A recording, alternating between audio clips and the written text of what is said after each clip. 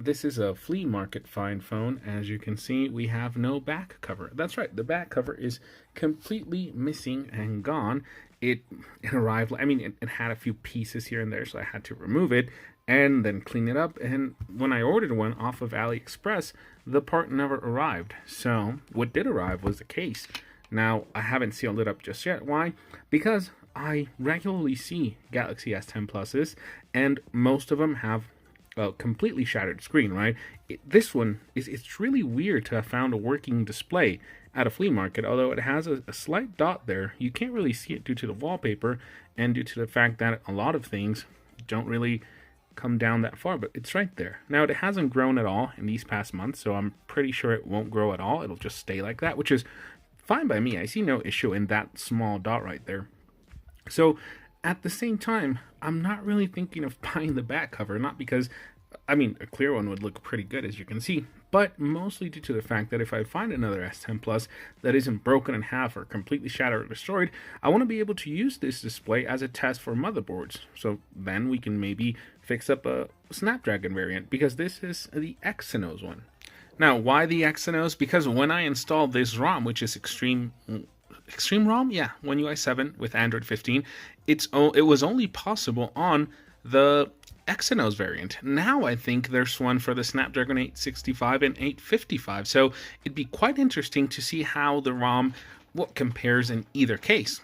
On this one, the Exynos one, as you can see, the ultrasonic fingerprint reader is pretty fast. You know, to be fair, it's the first gen one, and I find no issues at all. The fact that it works is great.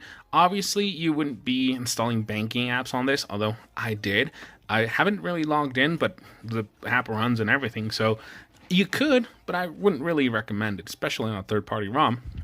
But again, for everything else, it's been working perfectly.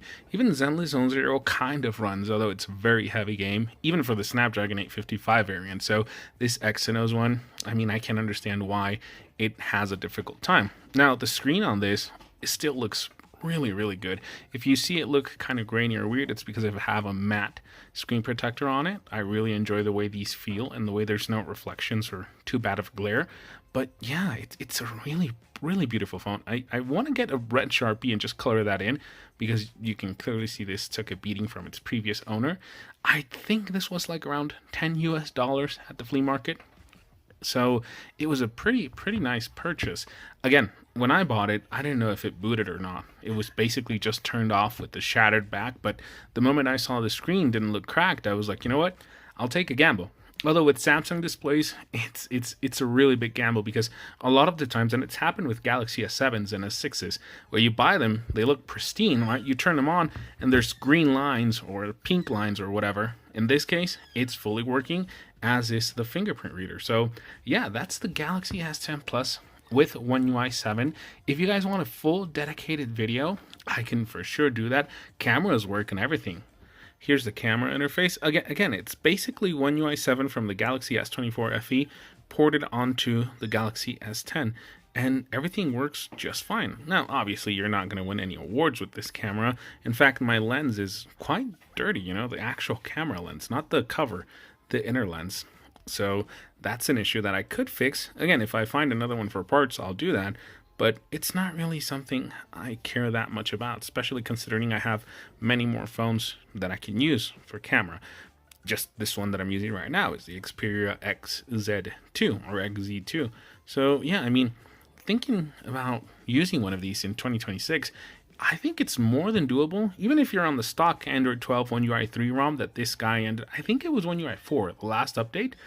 It's still usable for day-to-day tasks. I mean, TikTok, WhatsApp, Facebook, YouTube, all of that works pretty well. We've got micro SD card slot up here, which is great. A 3.5mm headphone jack, wireless charging, USB-C, stereo speakers. The only thing that it's kind of missing, but you get used to it really quick, is a 120 Hz or 90 Hz display. It's only 60 Hz, but it can go all the way up to, I think, 4K if I'm not mistaken. So there's that. Battery life is a factor to consider, because it's a pretty old phone, nearly 7 years old, or 7 years old at this point. So this is a battery that came with this phone, and it's given me around 5 hours of screen time, which is quite good considering its age. But I'm pretty sure I'm going to buy one next week, a new battery, it's not going to be an original Samsung. It's going to be a remanufactured battery from somewhere, and I'll see how well that one manages to do. If we can get out, I don't know, 6-7 hours of screen on time, that'll be a very nice upgrade.